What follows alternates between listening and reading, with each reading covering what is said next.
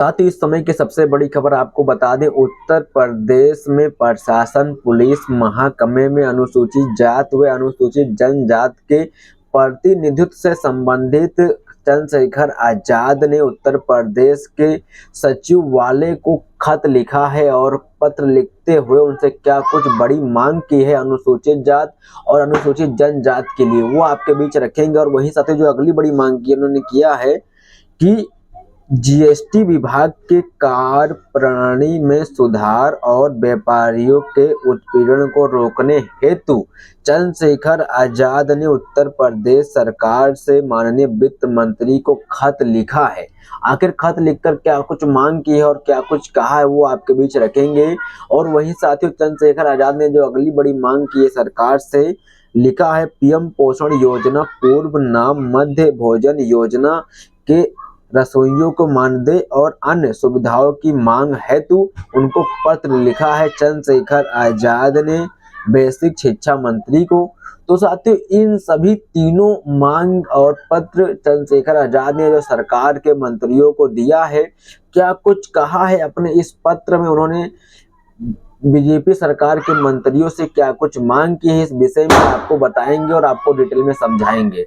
साथियों, मैं हूं अखिलेश कुमार और आप देख रहे हैं एकेजे मीडिया। साथियों, सबसे पहले आपको पीएम पोषण के तहत चंद्रशेखर आजाद ने जो बड़ी मांग की है आपके बीच रखते हैं और आपको समझाते हैं। श्री संदीप सिंह जी, बेसिक शिक्षा मंत्री, उत्तर प्रदेश सरकार, लखनऊ, पिन कोड 22,601 है। और उन्होंने लिखा है विषय पीएम पोषण योजना पूर्व नाम मध्य भोजन योजना के रसोइयों को मानदेय और अन्य सुविधाओं की मांग हेतु मान्यवर आपको सदर अवगत कराना चाहता हूं कि पीएम पोषण माननीय प्रधानमंत्री पोषण शक्ति निर्माण योजना पूर्व नाम मध्य योजना के अंतर्गत कार्यरत रसोई महिलाओं और कई महीनों में अपने मानदेय और अन्य सुविधा वंचित हैं। बच्चों के भोजन की जिम्मेदारी निभाने वाले रसोइयों ने अपनी मेहनत और लगन से कार्य करते हैं, किंतु कई समस्याओं का कारण ये रसोई आर्थिक तंगी के कारण परिवार सहित भुखमरी का सामना करने को मजबूर हैं। इस संबंध में प्रमुख समस्या निम्नलिखित है। लिखा है रसोई न केवल भोजन पकाती हैं बल्कि स्कूल में साफ सफाई और अन्य कार्य भी करती हैं, लेकिन उन्हें सरकार द्वारा निर्धारित मानदेय काफी कम, केवल 2,000 रुपये मजदूरी प्रति माह दी जाती है, जो इस भयावह महंगाई के दौर में बहुत ही कम है। वहीं आगे लिखा रसोई को साल में 11 महीने काम करने के बावजूद मानदेय केवल 10,000 ही मिलता है। पिछले 6 महीनों में इन्हें रसोई मानदेय भी नहीं मिला है। कई दशकों के कार्यरत होने के बावजूद रसोइयों के लिए सेवा शर्तें व नियमावली नहीं बनाई गई हैं। अतः आपसे निवेदन है कि रसोई की गरिमा और आर्थिक स्थिति को ध्यान में रखते हुए उपरोक्त रसोई का शीघ्र समाधान करें। इससे साथ ही मानदेय में नियमित वृद्धि और त्योहारिक भत्ता, स्थायी नियुक्ति व बीमा और पेंशन जैसी सुविधा प्रदान करने पर विचार करें, ताकि इनका भविष्य सुरक्षित हो सके और उनके परिवार महसूस करें। सदर धन्यवाद, चंद्रशेखर आजाद। तो साथियों, यहाँ पर चंद्रशेखर आजाद जो भी रसोई कर्मी महिलाएं काम कर रही है, खाना बनाने का, बर्तन धोने का, साफ सफाई का काम कर रही है, उनके विषय में चंद्रशेखर आजाद ने जो शिक्षा विभाग के मंत्री हैं उनको पत्र लिखा है चंद्रशेखर आजाद ने। और हमने आपके बीच रखा क्या कुछ उन्होंने पत्र में लिखा और क्या कुछ मांग की है। और वहीं साथियों, अब आपको हम बताते हैं कि चंद्रशेखर आजाद ने जीएसटी विभाग से व्यापारियों के संबंध में क्या कुछ मांग की है। सेवा में माननीय सुरेश जी, माननीय वित्त मंत्री, उत्तर प्रदेश सरकार। इन्होंने लिखा है विषय जीएसटी की कार्य प्रणाली में सुधार और व्यापारियों के उत्पीड़न को रोकने हेतु महोदय, मैं आपका ध्यान जीएसटी विभाग के अधिकारियों द्वारा जा रही अनुचित कार्रवाई और आकर्षित करना चाहता हूं, जो व्यापारियों के उत्पीड़न और आर्थिक क्षति का कारण बन रही है। वर्तमान में जीएसटी विभाग के कार्यप्रणाली में कई खामियां हैं जो व्यापारियों के लिए अत्यधिक कठिनाइयां उत्पन्न कर रही हैं। विशेष रूप से निम्नलिखित समस्याओं का सामना व्यापारी वर्ग करना पड़ रहा है। इन्होंने लिखा है, रिफंड प्रक्रिया में आवश्यक देरी है। जीएसटी रिफंड प्रक्रिया अत्यधिक जटिल एवं समय लेने वाली है, जिसके कारण व्यापारियों को वित्तीय संकट का सामना करना पड़ रहा है। बार बार जो आने वाली आवश्यक पूछताछ और दस्तावेज की मांग व्यापारियों के कार्य को बाधित कर रही है। मनमानी और अनुचित दबाव। जीएसटी विभाग के कुछ अधिकारियों द्वारा व्यापारियों पर आवश्यक दबाव बनाया जा रहा है। उद्यमियों और व्यापारियों का लगातार उत्पीड़न भयावह और कर रहे हैं। व्यापारियों को टारगेट कर भावदीय भूल को अपराध समझकर परेशान किया जा रहा है। इस प्रकार कार्यप्रणाली उद्यमियों का मनोबल तोड़ रही है। व्यापारी वर्ग में रोष व्यक्त है। उन्होंने साहब कहा है, व्यापारी की समस्याओं का समाधान के लिए समर्थन प्रणाली और अभाव व्यापारियों को उनकी समस्या शीघ्र समाधान के लिए किसी भी सहायता प्रणाली का लाभ नहीं मिल पा रहा है। अतः आपसे विनम्र निवेदन करता हूं कि जीएसटी रिफंड प्रक्रिया को सरल और पारदर्शी के लिए उचित कदम उठाए जाएं। साथ ही अधिकारियों द्वारा की जा रही मनमानी कार्रवाई पर भी रोक लगाई जाए। व्यापारियों के लिए एक प्रभावी समर्थन प्रणाली की स्थापना की जाए। जो मैं आपसे आशा करता हूं कि व्यापारियों की समस्याओं को गंभीरता से लेने और आवश्यक कार्रवाई करेंगे ताकि व्यापारी वर्ग अपनी अधिक गतिविधियां सुचारू रूप से संचालित कर सकें। सदर धन्यवाद, चंद्रशेखर आजाद। तो साथियों, यहाँ पर चंद्रशेखर आजाद ने जीएसटी अधिकारियों और जीएसटी कर्मचारियों के खिलाफ भी उन्होंने बड़ी मांग की है सरकार से। यहाँ पर तो देखते हैं उनकी जो ये मांग है ये क्या लागू होती है और इस पर क्या कुछ प्रतिक्रिया सामने आती है सरकार के वित्त मंत्री की। साथियों, अब आपको बताते हैं अनुसूचित जनजाति और अनुसूचित जाति के बारे में। जो चंद्रशेखर आजाद ने बड़ी मांग की है उत्तर प्रदेश सचिवालय से, क्या कुछ कहा है वो आपके बीच रखते हैं। प्रति मुख्य सचिव उत्तर प्रदेश सरकार, प्रथम तल, कमरा 1, 110, लाल बहादुर शास्त्री भवन, उत्तर प्रदेश सचिवालय। विषय है उत्तर प्रदेश में प्रशासन पुलिस महकमे में अनुसूचित जाति अनुसूचित जनजाति के प्रतिनिधित्व संबंधित।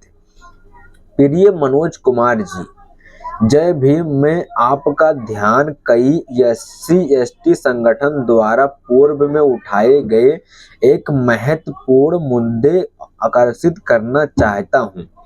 आबादी के हिसाब से उत्तर प्रदेश देश का सबसे बड़ा राज्य है, लगभग 25 करोड़। वर्तमान में प्रदेश में 75 जिले हैं और प्रदेश की इस बड़ी जनसंख्या की करीब 22% आबादी अनुसूचित जाति और जनजाति की है।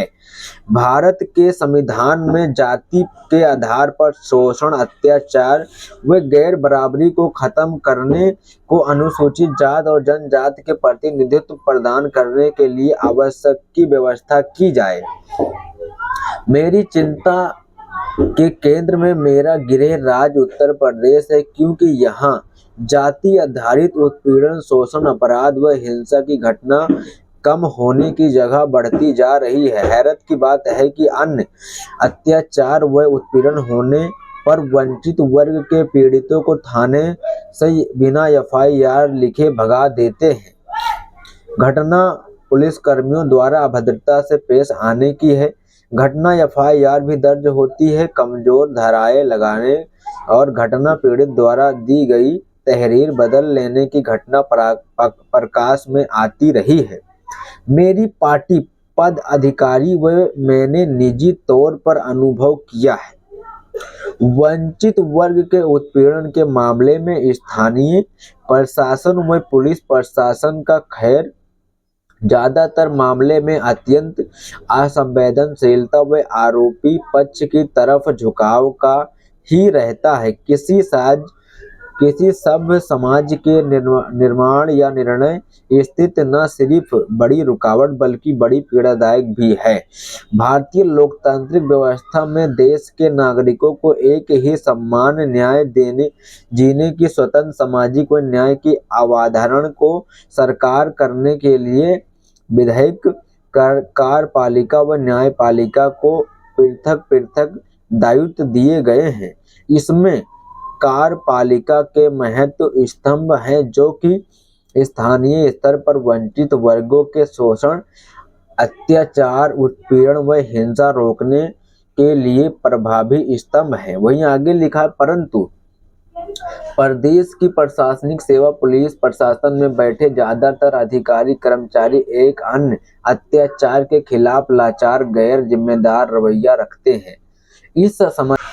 इस समस्या के मूल में जो सबसे बड़ा आरोप लगता है कि निर्णय लेने के बाद पदों पर वंचित वर्गों के अधिकारी कर्मचारी पुलिसकर्मियों को प्रतिनिधित्व न दिया जाना, बल्कि शब्दों में कहे तो जिलाधिकारी व अपर जिलाधिकारी, पुलिस अध्यक्ष व अपर पुलिस अध्यक्ष व थाना अध्यक्षों की जाति देखकर नियुक्ति करना। इसलिए संसद सदस्य होने के साथ ही गृह संबंधित मामलों में संसदीय समिति का सदस्य और SC/ST कल्याण संबंधी संसदीय समिति सदस्य होने के नाते तथ्य के साथ समझना चाहता हूं कि वास्तव में इन आरोपों को कितना दम है। अतः प्रदेश प्रशासनिक व पुलिस महकमे के मुख्य होने के नाते आपसे अधोलिखित प्रश्नों का जवाब जानना चाहता हूं। उत्तर प्रदेश के विभिन्न विभागों में कितने बार मुख्य सचिव और सचिव SC/ST वर्ग के तैनात हैं। वही साहब आगे लिखा है, उत्तर प्रदेश के 75 जिलों में अनुसूचित जनजाति वर्ग के कितने जिलाधिकारी, अपर जिलाधिकारी कार्यरत हैं। उत्तर प्रदेश के 18 मंडलों में कितने कमिश्नर अनुसूचित जनजाति और अनुसूचित जाति के वर्ग से हैं। उत्तर प्रदेश के कितने जिलों में वरिष्ठ पुलिस अधिकारी पुलिस अध्यक्ष SC/ST से हैं। और वहीं आगे लिखा, उत्तर प्रदेश के कितने जोन में ADG और IG व किसी रेंज में DIG SC/ST वर्ग से हैं। प्रदेश में के कितने पुलिस महानिदेशक DG व कितने पुलिस निदेशक SC/ST से आते हैं। प्रदेश के 75 जिलों में कोतवाली थाने में कितने प्रभारी निरीक्षण SC/ST वर्ग से तैनात किए गए हैं। कृपया इन सभी तथ्यों को यथाशीघ्र लिखित रूप में अवगत कराएं। पाटलिपुत्र हृदय एवं देवघर IPS प्रमुख सचिव नियुक्ति और कार्मिक विभाग उत्तर प्रदेश हृदय दीपक कुमार अफर मुख्य सचिव गृह मंत्री उत्तर प्रदेश गृह सचिव उत्तर प्रदेश और हृदय प्रशांत कुमार पूर्व निदेशक उत्तर प्रदेश। तो यहाँ पर साथियों चंद्रशेखर आजाद ने बड़ी मांग की है उत्तर प्रदेश की सरकार से, जहां पर लगातार उत्तर प्रदेश के अंदर SC/ST समाज पर लगातार उत्पीड़न हो रहा है। तो इसी बीच चंद्रशेखर आजाद ने इनसे इन सभी मामलों पर हिसाब मांगा और उनकी प्रतिक्रिया जानने की कोशिश की है। तो साथियों अभी इन तीनों मामले पर चंद्रशेखर आजाद ने सरकार के मंत्रियों से बड़ी मांग की है। इस पर आपकी क्या प्रतिक्रिया, क्या कुछ राय है, जानना बहुत जरूरी है, जरूर दीजिएगा। जय